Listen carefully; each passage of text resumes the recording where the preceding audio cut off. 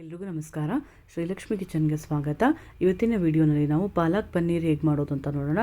ಮೊದಲು ಒಂದು ಪಾತ್ರೆಗೆ ನೀರು ಹಾಕ್ಕೊಂಡು ಕಾಯಕ್ಕೆ ಇಟ್ಕೊಂಡಿದ್ದೀನಿ. ಈಗ ಅದಕ್ಕೆ ಒಂದು ದೊಡ್ಡ ಕಟ್ಟಾಗುವಷ್ಟು ಪಾಲಕ್ ಸೊಪ್ಪನ್ನು ಹಾಕೋತಾ ಇದ್ದೀನಿ. ಹಾಕಿ 1 ನಿಮಿಷ ಹಾಗೆ ಬಿಟ್ಬಿಡಬೇಕು. ಅದು ಕ್ಲೀನಾಗಿ ಸಾಫ್ಟ್ ಆಗಬೇಕು. ಈಗ ನೋಡಿ ಫುಲ್ ಈಗ ಸಾಫ್ಟ್ ಆಗಿದೆ ಪಾಲಕ್ ಸೊಪ್ಪು. ಇವಾಗ ಇದನ್ನು ತಗೊಂಡು ಐಸ್ ವಾಟರ್ನಲ್ಲಿ ಹಾಕೋಬೇಕು. ಈ ಥರ ನಾವು ಮಾಡೋದ್ರಿಂದ ಗ್ರೇವಿ ನಮಗೆ ಚೆನ್ನಾಗಿ ಗ್ರೀನ್ ಕಲರ್ನಲ್ಲಿ ಬರುತ್ತೆ. ಇವಾಗ ಇದನ್ನು ತಗೊಂಡು ಒಂದು ಮಿಕ್ಸಿ ಜಾರ್ಗೆ ಹಾಕೋತಾ ಇದ್ದೀನಿ.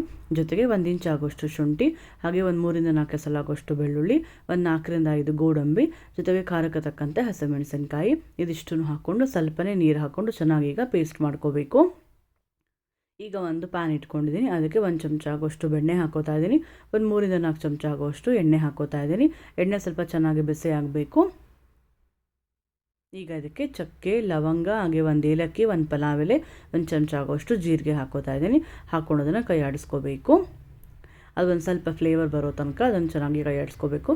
ಜೊತೆಗೆ 1 ಈರುಳ್ಳಿನ ಚಿಕ್ಕ ಚಿಕ್ಕದಾಗಿ ಕಟ್ ಮಾಡ್ಕೊಂಡು ಇಟ್ಕೊಂಡಿದ್ದೆ, ಅದನ್ನು ಕೂಡ ಹಾಕೋತಾ ಇದ್ದೀನಿ. ಹಾಕ್ಕೊಂಡು ಅದನ್ನು ಕೂಡ ಫ್ರೈ ಮಾಡ್ಕೋಬೇಕು.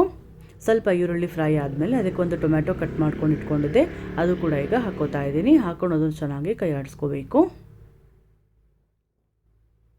ಈಗ ನೋಡಿ ಟೊಮ್ಯಾಟೊ ಮತ್ತು ಈರುಳ್ಳಿ ಎಲ್ಲ ಸಾಫ್ಟ್ ಆಗಿದೆ. ಈಗ ಇದಕ್ಕೆ ಪಾಲಕ್ ಸೊಪ್ಪನ್ನು ಹಾಕ್ಕೊಂಡು ರುಬ್ಕೊಂಡಿದ್ವಲ್ಲ, ಅದನ್ನು ಈಗ ಹಾಕೋತಾ ಇದ್ದೀನಿ. ಹಾಕ್ಕೊಂಡು ಈಗ 1 2 ನಿಮಿಷ ಫ್ರೈ ಮಾಡ್ಕೋಬೇಕು ಚೆನ್ನಾಗಿ. ಈಗ ಇನ್ನೊಂದು ಸ್ವಲ್ಪ ಮಿಕ್ಸಿ ಜಾರಿಗೆ ನೀರು ಹಾಕ್ಕೊಂಡು ಅದನ್ನು ಈಗ ಹಾಕೋತಾ ಇದ್ದೀನಿ.